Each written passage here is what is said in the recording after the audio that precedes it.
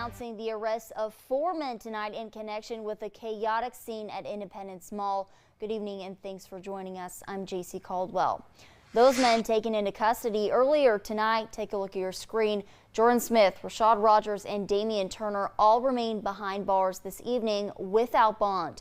They face charges ranging from gun possession to drugs and trying to evade police.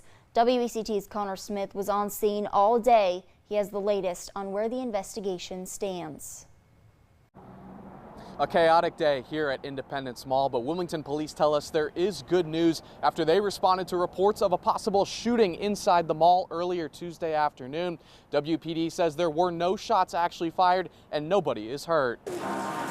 Mayhem inside Independence Mall just days before Christmas, sending people running for the exits. Then I see mob, tens and tens of people just sprinting towards me. Wilmington police say they got calls around 4 p.m. Tuesday about men walking around the mall with guns. That backed up the parking lot and left people outside the mall wondering what just happened. There was also all these families with little kids hanging around, getting ready, so excited to see Santa, and then they have to experience this.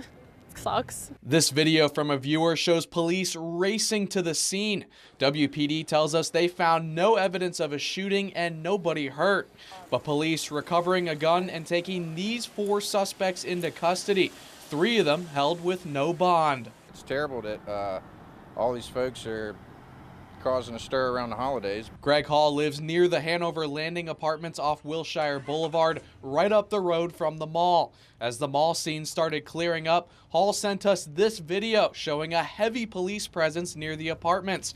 WPD says the suspects drove away from the mall, officers eventually stopping them here, all 4 then taken into custody. I haven't seen that many cops in one place in my whole life, probably. It's kind of wild. And the entire afternoon creating confusion in this usually quiet neighborhood. We've got a real good neighborhood here. You don't really hear about stuff like this all the time, so it's a little concerning. And we've reached out to Wilmington police to get some more answers on what happened here today. We'll bring you the latest on Carolina in the morning and on WECT.com. In Wilmington, Connor Smith, WECT News.